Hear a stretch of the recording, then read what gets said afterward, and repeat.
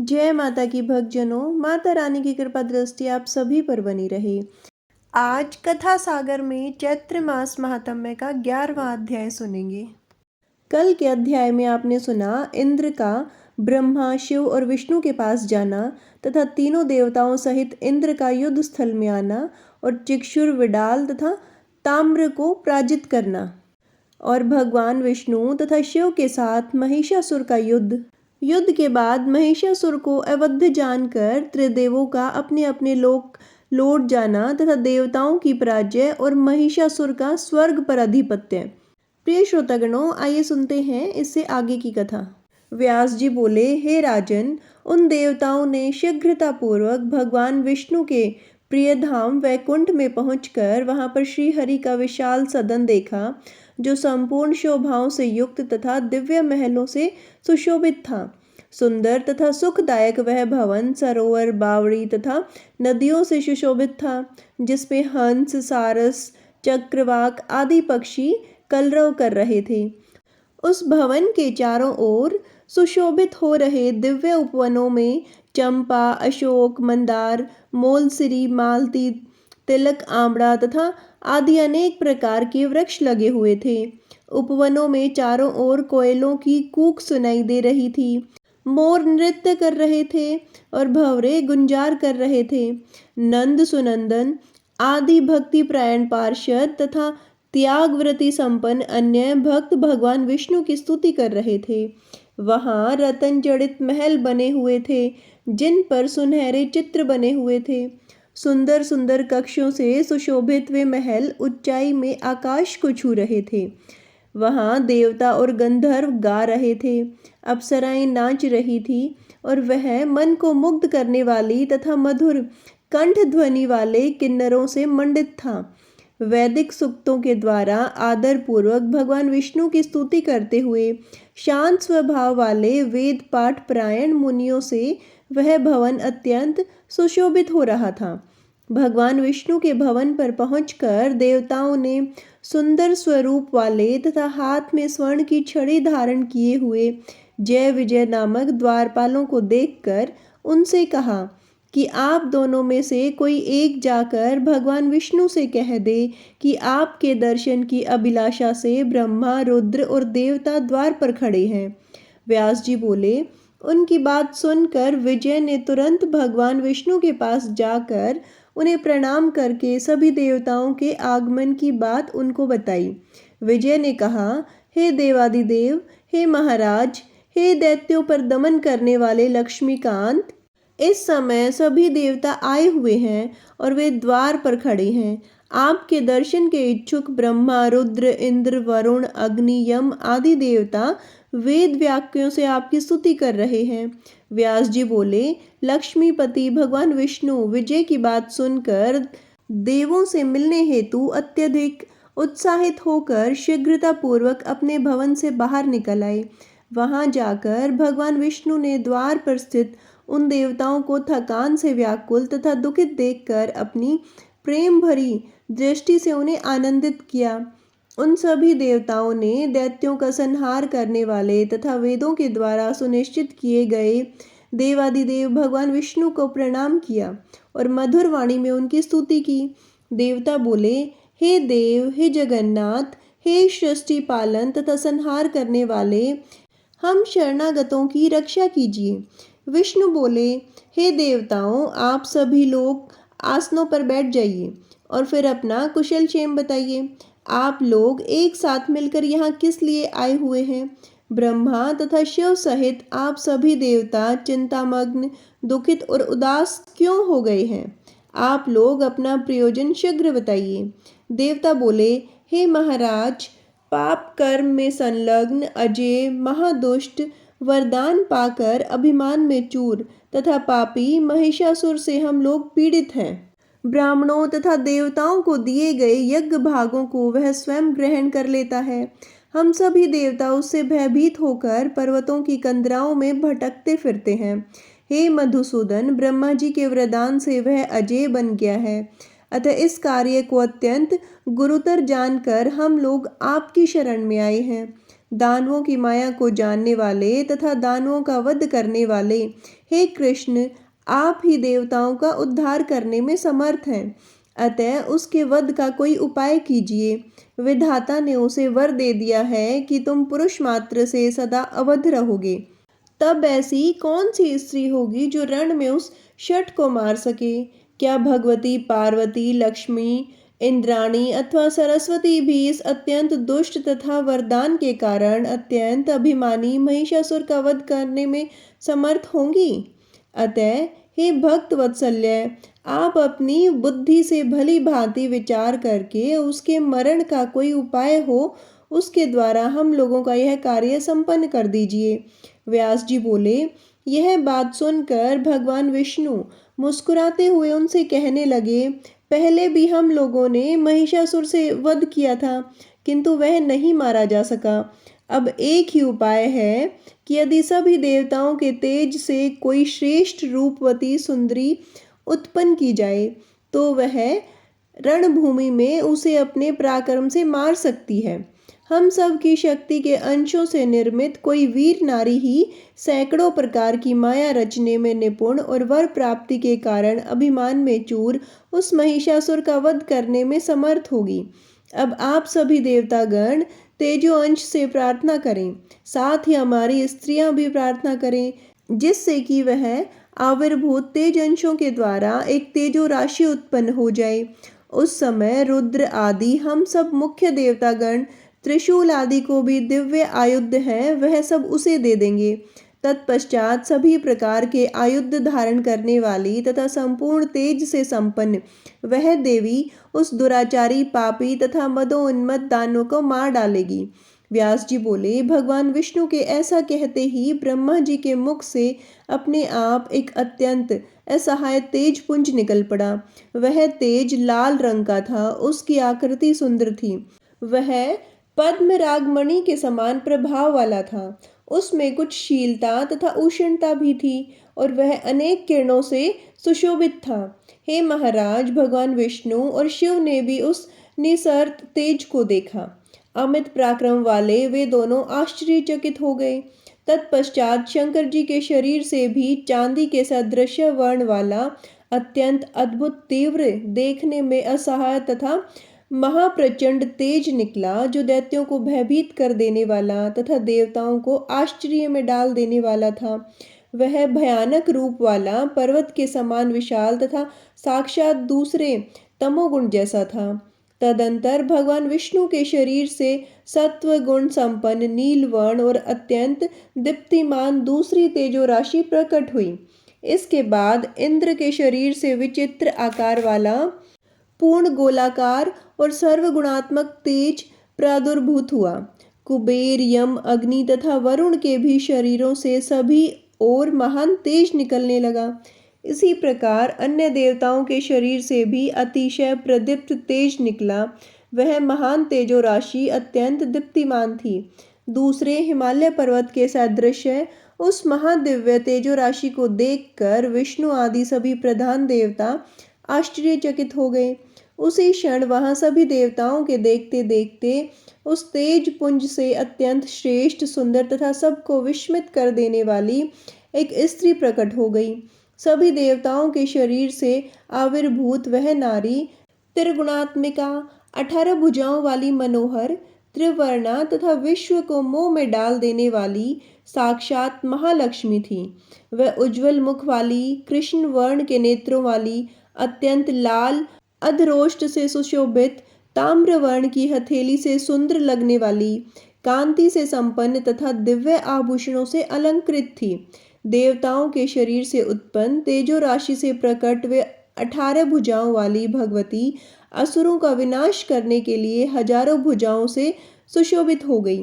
जन्मेजय बोले, हे कृष्ण द्वैपायन, हे सर्वज्ञ, अब आप उन भगवती के शरीर की उत्पत्ति का विस्तार पूर्वक वर्णन कीजिए। उन सब देवताओं के शरीर से निकला हुआ तेज बाद में एकत्र हो गया अथवा पृथक पृथक ही रहा। उनके अंग प्रत्यंग विभिन्न देवताओं के तेज से संपन्न थे अथवा नहीं। उनके शरीर से विभिन्न अंग, मुख, नासिका, नेत्र आदि अलग अलग देवताओं के तेज से निर्मित थे अथवा सब तेज एक साथ मिलकर बने। हे व्यास जी, उनके शरीर के अंगों की उत्पत्ति के विषय में विस्तार पूर्वक बताइए। जिस देवता के तेज से उनका जो जो अद्भुत अंग बना, वह सब मुझे बताइए। जिन जिन देवताओं ने उन भगवती को जो जो आयुध तथा आभूषण आदि समर्पित किए, आपके मुख अरविंद से निकली सारी बात मैं सुनना चाहता हूँ। हे ब्राह्मण, आपके मुख कमल से निकले महालक्ष्मी के चरित्र स्वरूप अमृत में रस का पान करते हुए मैं तृप्त नहीं हो पा रहा हूँ। सूत जी बोले, उन राजा जन्मेजय का यह वचन सुनकर सत्यवती पुत्र श्री व्यास जी उन्हें प्रसन्न करने हेतु यह मधुर वचन कहने लगे। व्यास जी बोले, हे राजन, मैं अपनी बुद्धि के अनुसार उनके शरीर की उत्पत्ति के विषय में विस्तार पूर्वक आपसे करता हूँ। स्वयं ब्रह्मा, विष्णु, महेश और इंद्र भी भगवती के यथार्थ रूप को बता पाने में कभी भी समर्थ नहीं है। वह देवी का जो रूप है, जैसा है और जिस उद्देश्य से बना है, उसे मैं कैसे जान सकता हूँ। बस मेरी वाणी इतना ही कह सकती है कि वह भगवती प्रकट हुई। वह देवी नित्य स्वरूपा है और सदा ही सर्वत्र विराजमान रहती है। वह एक होती हुई भी गुरुतर कार्य पड़ने पर देवताओं का कार्य सिद्ध करने के लिए नाना प्रकार के रूप धारण कर लेती है। जिस प्रकार नाटक का कोई नट एक होता हुआ भी रंगमंच पर जाकर लोगों के मनोरंजन हेतु अनेक रूप धारण कर लेता है, उसी प्रकार रूप रहित तथा निर्गुणा होती हुई भी यह भगवती देवताओं का कार्य संपन्न करने के लिए अपनी लीला से अनेक सगुण रूप धारण कर लिया करती है और किए जाने वाले कर्म के अनुसार उनके अनेक गुण नाम पड़ जाते हैं। हे राजन, देवताओं के तेज समूह से भगवती का मनोहर रूप जिस प्रकार उत्पन्न हुआ, उसे मैं अपनी बुद्धि के अनुसार बता रहा हूँ। भगवान शंकर का जो तेज था, उससे भगवती का गौरवर्ण, सुंदर आकार वाला तथा अत्यंत विशाल मुख कमल निर्मित हुआ। यमराज के तेज से उनके कोमल घुंघराले बहुत लंबे मेघ के समान कृष्ण वर्ण वाले और मनोहर केश बने। अग्नि के तेज से भगवती के तीनों नेत्र बने। 3 प्रकार के वर्णों से सुशोभित वे नेत्र काले, लाल तथा श्वेत थे। उनकी भौहें दोनों संध्याओं से के तेज से बनी। वे टेढ़ी, चिकनी, काले रंग की अत्यंत तेजोमय तथा कामदेव के धनुष की भांति प्रतीत हो रही थी। उनके दोनों उत्तम कान वायु के तेज से बने, जो न बहुत बड़े न बहुत छोटे थे। वे कामदेव के झूले के सदृश प्रतीत हो रहे थे। तिल के फूल के समान आकृति वाली अत्यंत मनोहर और सनिग्ध नाक कुबेर के तेज से उत्पन्न हुई। हे राजन, देवी के नुकीले, चिकने, चमकीले कुंद के अग्रभाग के सदृश तथा समान दांत प्रजापति के तेज से उत्पन्न हुए। देवी का रक्त वर्ण अधरोष्ट अरुण के तेज से उत्पन्न हुआ तथा ऊपर का अत्यंत मनोहर उत्रोष्ट कार्तिकेय के तेज से उत्पन्न हुआ। देवी की 18 भुजाएं विष्णु के तेज से प्रकट हुई तथा उनकी रक्त वर्ण की उंगलियां वसुओं के तेज से उत्पन्न हुई। उनके दोनों उत्तम स्तन चंद्रमा के तेज से आविर्भूत हुए तथा 3 रेखाओं से युक्त उनका मध्य भाग इंद्र के तेज से उत्पन्न हुआ। उनकी जांघें तथा उरु प्रदेश वरुण के तेज से उत्पन्न हुए तथा उनका विशाल नितंब पृथ्वी के तेज से उत्पन्न हुआ। हे राजन, इस प्रकार उस तेजो राशि से सुंदर आकार वाली दिव्य रूप में संपन्न तथा मधुर स्वर वाली भगवती नारी रूप में प्रकट हुई। मनोहर अंग प्रत्यंग वाली, सुंदर दांतों वाली तथा भव्य नेत्रों वाली देवी को देखकर महिषासुर से पीड़ित समस्त देवता अत्यंत आनंदित हो उठे। उसी समय भगवान विष्णु ने सभी देवताओं से कहा, हे देवताओं, अब आप लोग अपने अपने सभी शुभ भूषण एवं आयुध देवी को प्रदान करें। अपने अपने आयुधों से नाना विधि तेजस्वी शस्त्र अस्त्र उत्पन्न करके सभी लोग शीघ्र ही देवी को अर्पित कर दें। व्यास जी बोले, तब भगवान विष्णु का यह वचन सुनकर सभी देवता बहुत प्रसन्न हुए।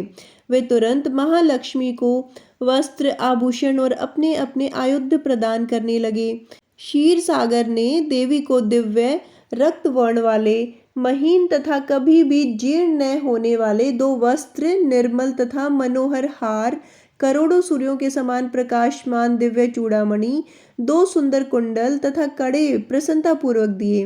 विश्वकर्मा ने भुजाओं पर धारण करने के लिए बाजूबंद और अनेक प्रकार के रत्न जड़ित दिव्य कंगन प्रसन्नचित्त होकर उन्हें प्रदान किए।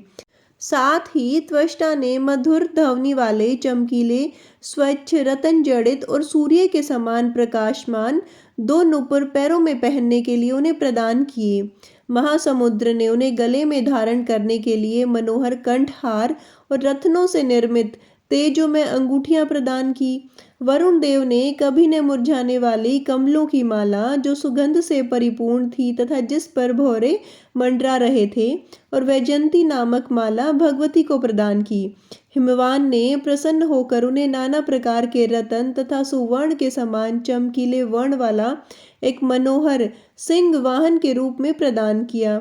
सभी लक्षणों से संपन्न तथा सुंदर रूप वाली वे कल्याणमयी श्रेष्ठ भगवती दिव्य आभूषणों से विभूषित होकर सिंह पर आरूढ़ होकर अत्यंत सुशोभित हो रही थी। तत्पश्चात भगवान विष्णु ने अपने चक्र से उत्पन्न करके सहस्त्र अरों वाला तेज संपन्न और दैत्यों का सिर काट लेने की सामर्थ्य वाला एक चक्र उन्हें प्रदान किया।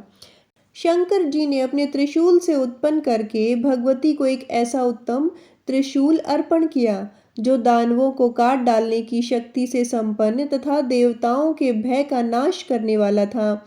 वरुण देव ने अपने शंख से उत्पन्न करके प्रसन्नचित्त होकर देवी जी को एक ऐसा शंख प्रदान किया जो मंगलमय, अत्यंत उज्ज्वल तथा तीव्र ध्वनि करने वाला था। अग्निदेव ने प्रसन्नचित्त होकर सैकड़ों शत्रुओं का संहार करने वाली, मन के समान तीव्र गति से चलने वाली तथा दैत्यों का विनाश करने वाली एक शक्ति उन्हें प्रदान की। पवन देव ने भगवती महालक्ष्मी को बाणों से भरा हुआ एक तस्कर तथा देखने में अत्यंत अद्भुत, कठिनाई से खींचा जा सकने वाला और कर्कश टंकार करने वाला धनुष प्रदान किया। देवराज इंद्र ने अपने वज्र से उत्पन्न करके एक अत्यंत भयंकर वज्र तथा ऐरावत हाथी से उतार कर एक परम सुंदर तथा तीव्र ध्वनि करने वाला घंटा तुरंत भगवती को अर्पण किया। यमराज ने अपने काल दंड से आविर्भूत एक ऐसा दंड भगवती को प्रदान किया जिससे वे समय आने पर सभी प्राणियों का अंत करते थे। ब्रह्मा जी ने गंगा जल से परिपूर्ण दिव्य कमंडलू तथा वरुण देव ने अपना पाश उन्हें प्रसन्नता पूर्वक प्रदान किया। हे राजन, काल ने महालक्ष्मी को खड्ग तथा ढाल दिए और विश्वकर्मा ने उन्हें तीक्ष्ण परशु अर्पण किया। कुबेर ने भगवती को एक सुवर्ण में पान पात्र तथा वरुण ने उन्हें दिव्य तथा मनोहर कमल पुष्प प्रदान किए।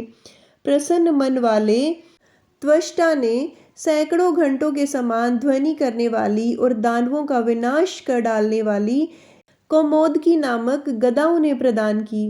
साथ ही त्वष्टा ने जग जननी भगवती महालक्ष्मी को अनेक प्रकार के अस्त्र तथा अभेद्य कवच प्रदान किए और सूर्य देव ने उन्हें अपनी किरणें प्रदान की। इस प्रकार सभी आयुधों तथा आभूषणों से युक्त भगवती को देखकर देवतागण अत्यंत विस्मित हुए और त्रिलोक्य मोहिनी उन महाकल्याणकारी देवी की स्तुति करने लगे। देवता बोले, शिवा को नमस्कार है, कल्याणी, शांति तथा पुष्टि देवी को बार बार नमस्कार है, भगवती को नमस्कार है, देवी रुद्राणी को निरंतर नमस्कार है, आप काल रात्रि अम्बा तथा इंद्राणी को बार बार नमस्कार है, आप सिद्धि, बुद्धि, वृद्धि तथा वैष्णवी को बार बार नमस्कार है। पृथ्वी के भीतर स्थित रहकर जो पृथ्वी को नियंत्रित करती है किंतु पृथ्वी जिन्हें नहीं जान पाती, उन परम परमेश्वरी की मैं वंदना करता हूँ, जो माया के अंदर स्थित रहने पर भी माया के द्वारा नहीं जानी जा सकी तथा जो माया के अंदर विराजमान रहकर उसे प्रेरणा प्रदान करती है। उन जन्म रहित तथा प्रेरणा प्रदान करने वाली भगवती शिवा को हम नमस्कार करते हैं। हे माता, आप हमारा कल्याण करें और शत्रुओं से हम देवताओं की रक्षा करें। आप अपने तेज से इस मोहग्रस्त पापी महिषासुर का वध कर डालें।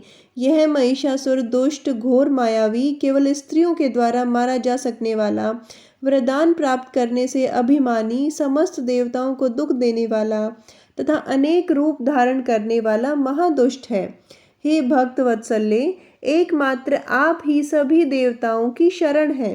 दानव महिषासुर से पीड़ित हम देवताओं की आप रक्षा कीजिए। हे देवी, आपको नमस्कार है। व्यास जी बोले, इस प्रकार सब देवताओं के स्तुति करने पर समस्त सुख प्रदान करने वाली महादेवी मुस्कुराकर उन देवताओं से यह मंगलमय वचन कहने लगी। देवी बोली, हे देवतागण, आप लोग मंद बुद्धि महिषासुर का भय त्याग दें। मैं वर पाने के कारण अभिमान में चूर तथा मोहग्रस्त महिषासुर को आज ही रण में मार डालूंगी। व्यास जी बोले, देवताओं से ऐसा कहकर भगवती अत्यंत उच्च स्वर में हंस पड़ी। माता भगवती बोली, इस संसार में यह विचित्र बात है कि यह सारा जगत ही भ्रम तथा मोह से ग्रसित है। ब्रह्मा, विष्णु, शिव, इंद्र आदि अन्य देवता भी महिषासुर से भयभीत होकर कांपने लगते हैं। हे श्रेष्ठ देवताओं, देव बल बड़ा ही भयानक और दुर्जय है। काल ही सुख और दुख का करता है। यही सबका प्रभु तथा ईश्वर है। सृष्टि, पालन तथा संहार करने में समर्थ रहते हुए भी ब्रह्मा आदि मोहग्रस्त हो जाते हैं, कष्ट भोगते हैं और महिषासुर के द्वारा सताए जाते हैं। मुस्कुराकर ऐसा कहने के पश्चात देवी अट्टहास करने लगी। उस अट्टहास का महाभयानक गर्जन दानवों को भयभीत कर देने वाला था। उस अद्भुत शब्द को सुनकर पृथ्वी कांपने लगी। सभी पर्वत चलायमान हो गए और अगाध महासमुद्र में विक्षोभ उत्पन्न होने लगा। उस शब्द में सुमेरु पर्वत हिलने लगा और सभी दिशाएं गूंज उठी। तब तीव्र ध्वनि को सुनकर सभी दानव भयभीत हो गए। सभी देवता परम प्रसन्न होकर उनकी जय हो, हमारी रक्षा करो, ऐसा उन देवी से कहने लगे। अभिमान में चूर महिषासुर भी वह ध्वनि सुनकर क्रुद्ध हो गया। उस ध्वनि से सशंकित महिषासुर ने दैत्यों से पूछा, यह कैसी ध्वनि है? इस ध्वनि के उद्गम स्थल को जानने के लिए दूतगण तत्काल यहाँ से जाएं। कानों को पीड़ा पहुंचाने वाला यह अति भीषण शब्द किसने किया है? देवता या दानव, जो कोई भी इस ध्वनि को उत्पन्न करने वाला हो, उस दुष्ट आत्मा को पकड़कर मेरे पास ले आओ। ऐसा गर्जन करने वाले उस अभिमान के मद में उन्मत्त दुराचारी को मैं मार डालूंगा। मैं क्षीण आयु तथा मंद बुद्धि वाले उस दुष्ट को अभी यमपुरी पहुंचा दूंगा। देवता मुझसे पराजित होकर भयभीत हो गए हैं, अतः वे ऐसा गर्जन कर ही नहीं सकते। दानव भी ऐसा नहीं कर सकते, क्योंकि वे सब तो मेरे अधीन हैं। तो फिर यह मूर्खतापूर्ण चेष्टा किसकी हो सकती है? अब दूतगण इस शब्द के कारण का पता लगाकर मेरे पास शीघ्र आएं। तत्पश्चात मैं स्वयं वहां जाकर ऐसा व्यर्थ कर्म करने वाले उस पापी का वध कर दूंगा। व्यास जी बोले, महिषासुर के ऐसा कहने पर वे दूत शब्द के कारण का पता लगाते समस्त सुंदर अंगों वाली, 18 भुजाओं वाली, दिव्य विग्रहमयी, सभी प्रकार के आभूषणों से अलंकृत, संपूर्ण शुभ लक्षणों से संपन्न, उत्तम आयुध धारण करने वाली और हाथ में मधुपात्र लेकर बार बार उसका पान करती हुई भगवती के पास पहुंच गए। उन्हें देखकर वे भयभीत हो गए और व्याकुल तथा सशंकित हो गए तथा वहां से भाग चले। महिषासुर के पास आकर वे उसे ध्वनि का कारण बताने लगे। दूत बोले, हे दैत्यराज, वह कोई प्रौढ़ स्त्री और देवी की भांति दिखाई देती है। उस स्त्री के सभी अंगों में आभूषण विद्यमान है तथा वह सभी प्रकार के रत्नों से सुशोभित है। वह स्त्री न तो मानवी है और न तो आसुरी है। दिव्य विग्रह वाली वह स्त्री बड़ी मनोहर है। 18 भुजाओं वाली वह श्रेष्ठ नारी नानाविध आयुध धारण करके सिंहासन पर विराजमान है। वह स्त्री गर्जन कर रही है। वह मदोन्मत्त दिखाई दे रही है। वह निरंतर मदपान कर रही है। हमें ऐसा जान पड़ रहा है कि वह अभी विवाहित नहीं है। देवतागण आकाश में स्थित होकर प्रसन्नतापूर्वक उसकी इस प्रकार स्तुति कर रहे हैं, उसकी जय हो, हमारी रक्षा करो और शत्रुओं का वध करो।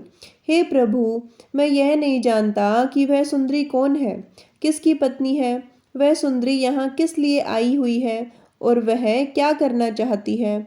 उस स्त्री के तेज से चकाचौंध हम लोग उसे देखने में समर्थ नहीं हो सके। वह स्त्री श्रृंगार, वीर, हास्य, रौद्र और अद्भुत इन सभी रसों से परिपूर्ण थी। इस प्रकार की अद्भुत स्वरूप वाली नारी को देखकर हम लोग बिना कुछ कहे ही आपकी आज्ञा अनुसार लौट आए।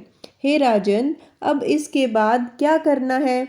महिषासुर बोला, हे वीर, तुम मेरे आदेश से सेना साथ में लेकर जाओ और साम आदि उपायों से उस सुंदर मुख वाले स्त्री को यहाँ ले आओ।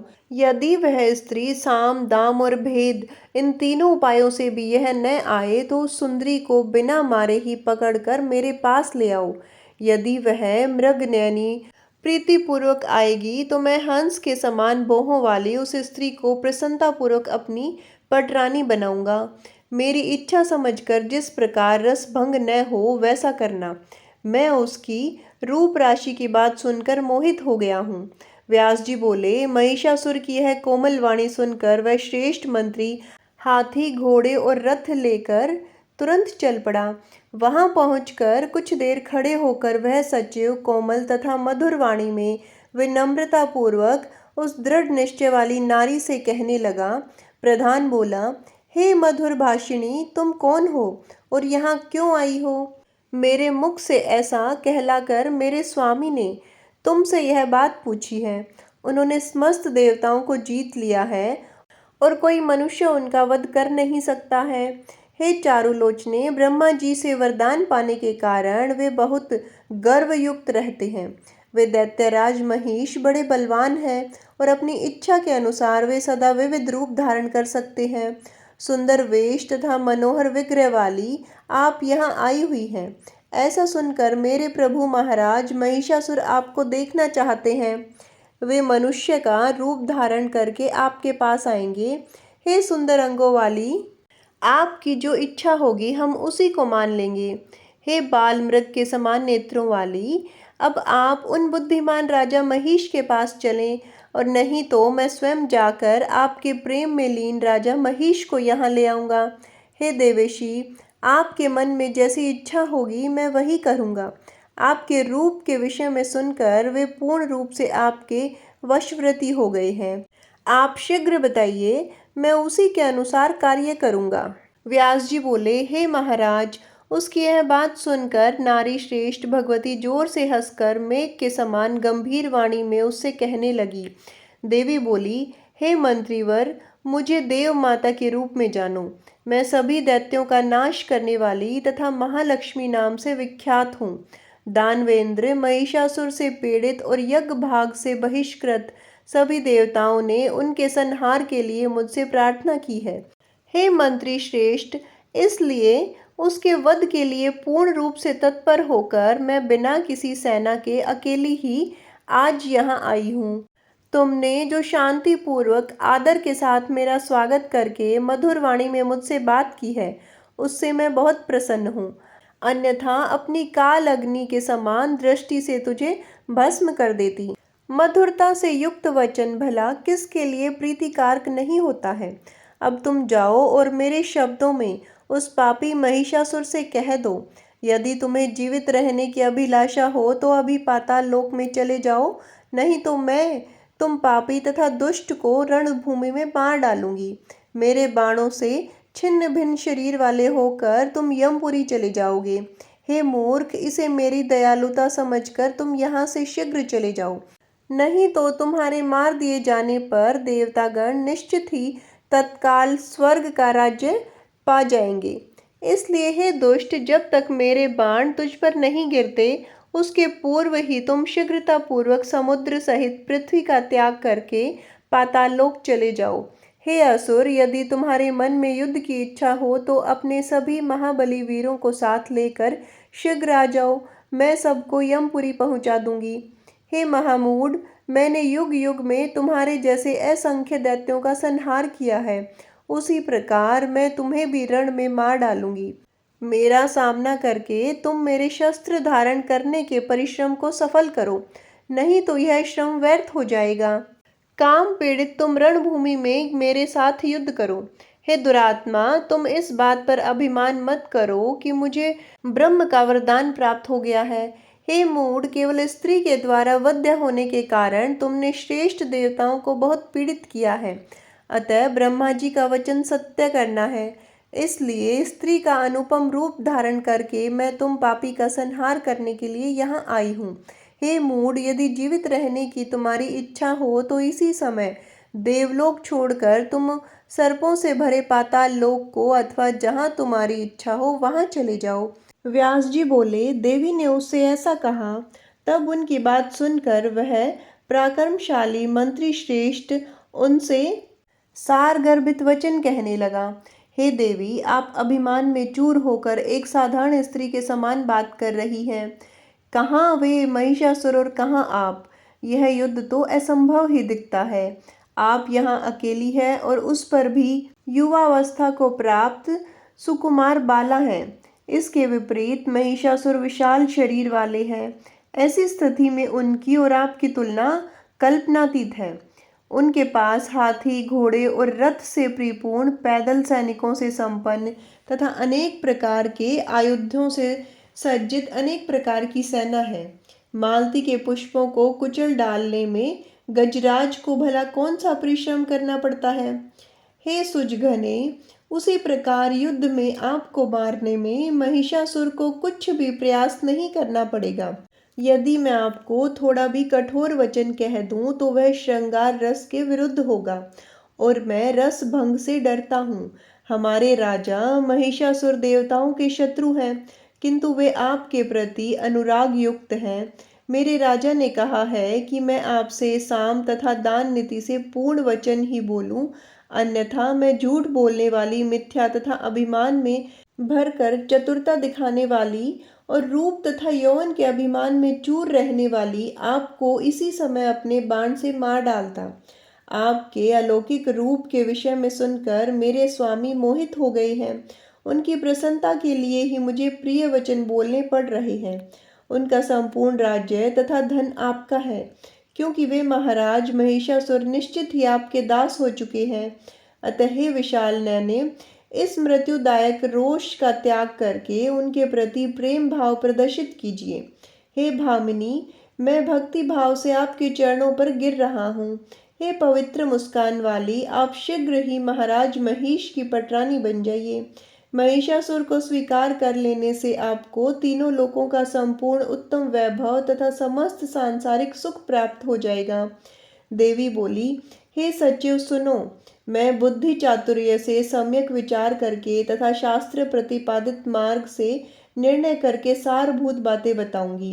तुम्हारी बातों से मैंने अपनी बुद्धि द्वारा जान लिया है कि तुम महिषासुर के प्रधानमंत्री हो और तुम भी उसी की तरह पशु बुद्धि स्वभाव वाले हो। जिस राजा के तुम्हारे जैसे मंत्री हो वह बुद्धिमान कैसे हो सकता है। ब्रह्मा ने निश्चित ही तुम दोनों का यह समान योग रचा है। हे मूर्ख, तुमने जो यह कहा कि तुम स्त्री स्वभाव वाली हो, तो अब तुम इस बात पर जरा विचार करो कि क्या मैं पुरुष नहीं हूँ। वस्तुतः उसी के स्वभाव वाली मैं इस समय स्त्री वेश धारिणी हो गई हूँ। तुम्हारे स्वामी महिषासुर ने पूर्व काल में जो स्त्री से मारे जाने का वरदान मांगा था, उसी से मैं समझती हूँ कि वह महामूर्ख है। वह वीर रस का थोड़ा भी जानकार नहीं है। स्त्री के द्वारा मारा जाना पराक्रमहीन के लिए भले ही सुखकर हो, किंतु वीर के लिए यह कष्टप्रद होता है। महिष की अपनी जो बुद्धि हो सकती है, उसी के अनुसार तुम्हारे स्वामी ने ऐसा वरदान मांगा। इसलिए मैं स्त्री रूप धारण करके अपना कार्य सिद्ध करने के लिए यहाँ आई हूँ। मैं तुम्हारे धर्मशास्त्र विरोधी वचनों से क्यों डरूं? जब देव प्रतिकूल होता है तब एक तिनका भी वज्र तुल्य हो जाता है, और जब वह देव अनुकूल होता है तब वज्र भी तूल के समान कोमल हो जाता है। जिसकी मृत्यु सन्निकट हो उसके लिए सेना, अस्त्र तथा किले की सुरक्षा, सैन्य बल आदि प्रपंचों से क्या लाभ।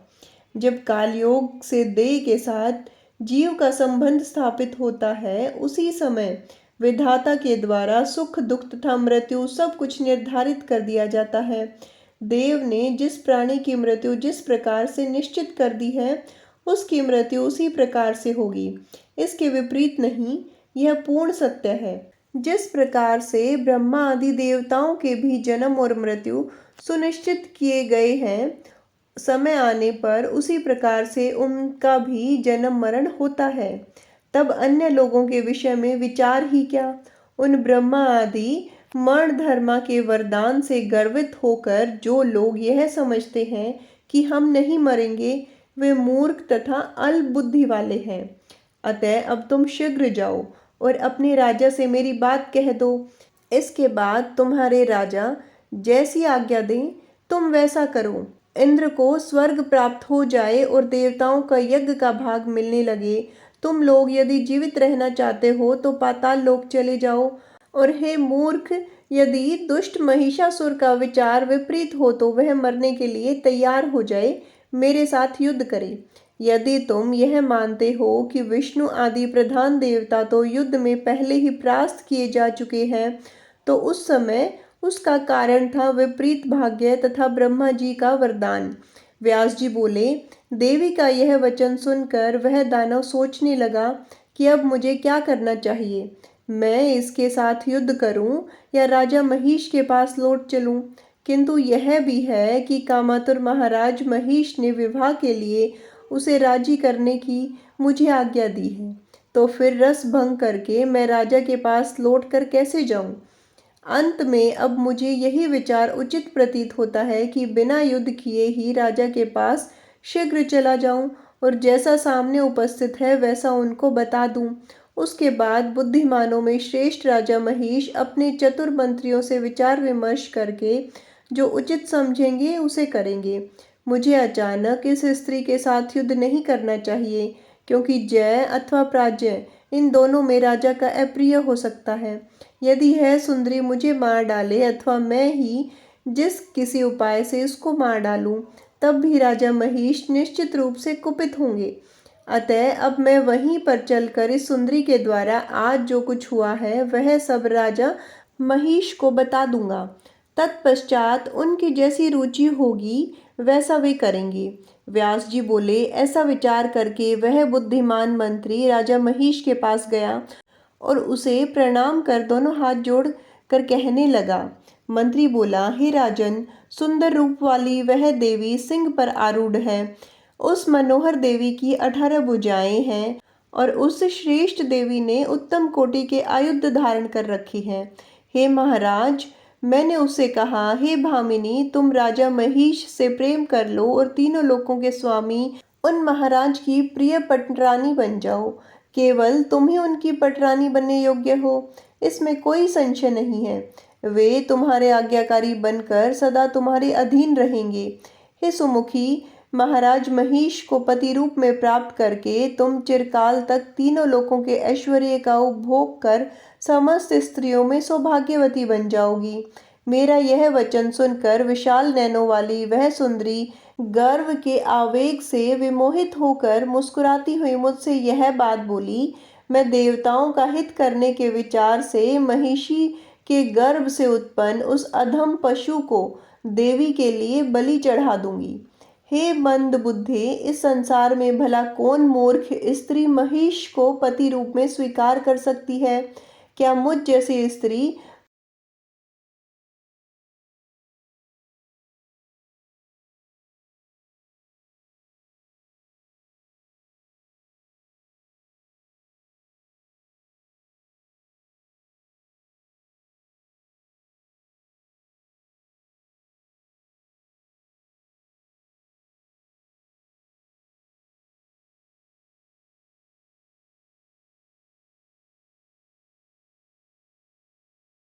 पशु स्वभाव वाले उस महिषासुर से प्रेम कर सकती है।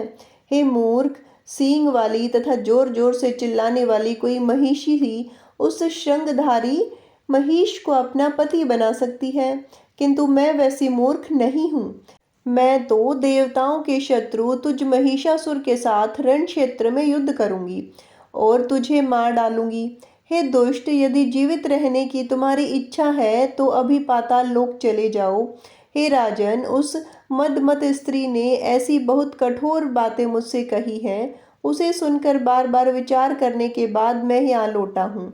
आपका रस भंग न हो यह सोचकर मैंने उसके साथ युद्ध नहीं किया, और फिर आपकी आज्ञा के बिना मैं व्यर्थ ही युद्ध कैसे कर सकता था। हे राजन, वह स्त्री सदा अपने बल से अत्यंत उन्मत्त रहती है। होने के विषय में मैं नहीं जानता, आगे न जाने क्या होगा। इस विषय में आप ही प्रमाण हैं।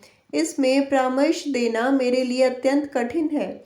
इस समय हमारे लिए युद्ध करना अथवा पलायन कर जाना, इन दोनों में कौन श्रेष्ठकर होगा, इसका निर्णय मैं नहीं कर पा रहा हूँ। प्रिय श्रोतागणों, आज के अध्याय में इतना ही। आगे की कथा सुनने के लिए जुड़े रहिए हमारे चैनल कथा सागर से। धन्यवाद।